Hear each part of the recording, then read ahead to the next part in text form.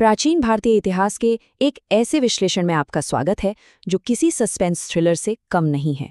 आज हम एक ऐसी कहानी पर बात करेंगे जो सच में रोंगटे खड़े कर देती है और दिखाती है कि इंसान का स्वभाव कितनी जल्दी और कितनी चरम सीमाओं तक बदल सकता है। चलिए सीधे इस रहस्य में उतरते हैं। एक तरफ एक बेहद क्रूर, खून का प्यासा साम्राज्यवादी और दूसरी तरफ शांति का प्रतीक एक महान बौद्ध भिक्षु। हैरानी की बात यह है ना कि ये दोनों एक ही इंसान हैं। प्राचीन भारत का सबसे खूनी विजेता शांति का सबसे बड़ा दूत कैसे बन गया? आइए इस गुत्थी को मिलकर सुलझाते हैं। भाग 1, अशोक का जन्म और उदय। इस पूरे बदलाव को समझने के लिए हमें समय में पीछे 304 ईसा पूर्व में पाटलिपुत्र जाना होगा। राजा बिंदुसार और रानी धर्मा के घर जन्म हुआ अशोक का। कहते हैं जन्म के समय ही उसके चेहरे पर एक अजीब सा तेज था, जिसे देखकर ही तय हो गया था कि ये बालक साम्राज्य को बहुत आगे ले जाएगा। अब जरा शाही परिवार के आकार पर गौर कीजिए। ऐतिहासिक दस्तावेजों के हिसाब से राजा बिंदुसार की 16 रानियां थीं और 108 पुत्र। जी हाँ, 108। ये नंबर सुनते ही समझ आ जाता है कि उस जमाने में राजगद्दी तक पहुंचने का रास्ता कितना मुश्किल और सच कहें तो कितना जानलेवा होने वाला था।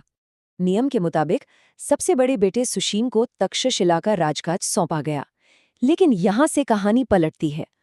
सुशीम का प्रशासन इतना कमजोर था कि वहां एक बड़ा विद्रोह हो गया जिसे वो संभाल नहीं पाया। दूसरी तरफ अशोक का रुतबा ही कुछ ऐसा था कि उसकी सिर्फ मौजूदगी से ही वो पूरा विद्रोह बिना किसी खून खराबी के तुरंत शांत हो गया। रातों रात अशोक की लोकप्रियता आसमान छूने लगी। भाग 2, सत्ता का खूनी संघर्ष। अब ये तो होना ही था। अशोक की ये बढ़ती हुई लोकप्रियता देखकर बड़े भाई सुशीम की रातों की नींद उड़ गई। उसे अपनी गद्दी छीनने का डर सताने लगा और उसने सम्राट के कान भरकर अशोक को निर्वासन में भिजवा दिया। बस यहीं से कहानी एक बहुत ही खौफनाक मोड़ लेती है। घर से निकाले जाने के बाद अशोक कलिंग में काफी शांति से अपनी जिंदगी बिता रहा था। वो अपने गुस्से को काबू करना सीख रहा था, लेकिन तभी एक ऐसी मनहूस खबर आई जिसने सब कुछ तबाह कर दिया।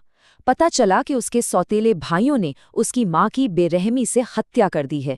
इस एक खबर ने अशोक की सारी शांति को जलाकर राख कर दिया और एक ऐसे खूंखार इंसान को जन्म दिया जिसे अब कोई नहीं रोक सकता था।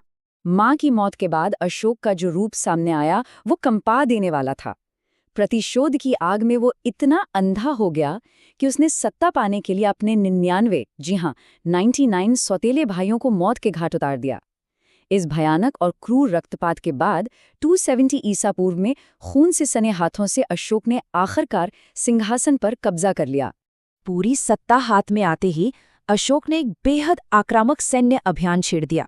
सिर्फ और सिर्फ 8 सालों के अंदर, जरा सोचिए, सिर्फ 8 साल में उसने आधुनिक असम से लेकर ईरान की सीमाओं तक अपने साम्राज्य का झंडा गाड़ दिया। वो पूरे भारतवर्ष का इकलौता और परम शक्तिशाली चक्रवर्ती सम्राट बन चुका था। भाग 3, कलिंग का विध्वंसक युद्ध। अब सब कुछ मुट्ठी में था, लेकिन एक कांटा अभी भी चुभ रहा था। कलिंग एक ऐसा राज्य था जिसे मौर्य वंश का कोई भी राजा नहीं जीत पाया था। अशोक के लिए ये उसके खानदान के गौरव पर एक बहुत बड़े दाग जैसा था और इस दाग को खून से मिटाने के लिए अशोक निकल पड़ा।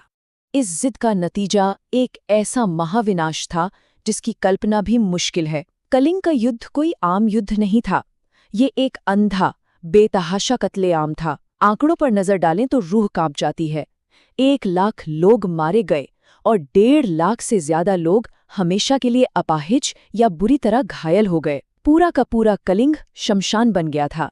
भाग 4, हृदय परिवर्तन का क्षण। जब युद्ध खत्म हुआ तो अशोक अपनी जीत का जायजा लेने के लिए उस खून से सनी जमीन पर उतरा।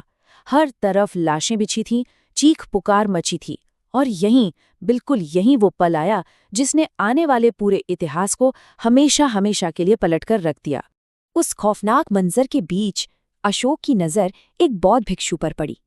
चारों तरफ मची तबाही के बीच वो भिक्षु बिल्कुल शांत खड़ा था। उसके हाथ में एक छोटा सा बेजान मासूम बच्चा था। वो भिक्षु बिना पलक झपकाए सीधा उस चक्रवर्ती सम्राट की आंखों में देख रहा था, जैसे पूछ रहा हो कि इस बेगुनाह बच्चे का क्या कसूर था। और फिर उस भिक्षु ने सन्नाटा चीरते हुए एक ऐसा सवाल दागा जिसने अशोक के वजूद को हिला दिया। उसने कहा, अगर आप इतने ही महान राजा हैं तो क्या आप इस अबोध और निर्दोष बालक में वापस जान डाल सकते हैं? ये एक सवाल नहीं था, ये उस अजेय सम्राट के अहंकार पर सबसे गहरा वार था। और पहली बार उस खूंखार विजेता की आंखों से गहरे पछताव के आंसू छलक पड़े। भाग 5 अहिंसा और शांति का मार्ग। इस एक घटना ने सब कुछ बदल दिया एकदम से। वो क्रूर, सत्ता का भूखा शासक उसी मैदान पर कहीं पीछे छूट गया और एक नए अशोक का जन्म हुआ। बिना एक पल गंवाए अशोक ने अपने सभी हथियार हमेशा के लिए जमीन पर रख दिए।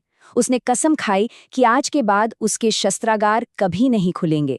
उसने बौद्ध धर्म को अपना लिया और अपनी पूरी की पूरी बाकी जिंदगी सिर्फ शांति, करुणा और अहिंसा का संदेश फैलाने में लगा दी। और ये कोई दिखावा नहीं था, उनका समर्पण इतना सच्चा और गहरा था कि उन्होंने अपने सगे बच्चों, बेटे महेंद्र और बेटी संघमित्रा को भी इसी काम में लगा दिया।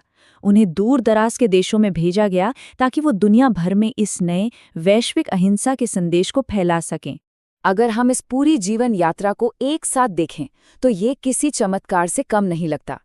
304 ईसा पूर्व में जन्मे एक राजकुमार से लेकर सिंहासन के लिए एक खूनी दरिंदा बनने, फिर कलिंग के महाविनाश से होते हुए 232 ईसा पूर्व में एक महान, शांत भिक्षु के रूप में अंतिम सांस लेने तक की, ये कहानी सच में बेमिसाल है। दिलचस्प बात यह है कि उनके जाने के महज 50 साल बाद ही ये विशाल मौर्य साम्राज्य ढह गया। अंत में ये पूरी दास्तान हमें एक बहुत ही गहरे और शायद थोड़े चुभने वाले सवाल के साथ छोड़ जाती है। क्या एक क्रूर इंसान का पछतावा उसके द्वारा मचाई गई तबाही और मौतों को कभी मिटा सकता है? क्या दिल से किया गया पछतावा अतीत के उन खून से सने पन्नों को सच में धो सकता है? ये एक ऐसा सवाल है जो इंसानियत और मोक्ष के बारे में बहुत कुछ सोचने पर मजबूर कर देता है। इतिहास के इस दिलचस्प सफर में हमारे साथ जुड़ने के लिए आपका बहुत बहुत शुक्रिया।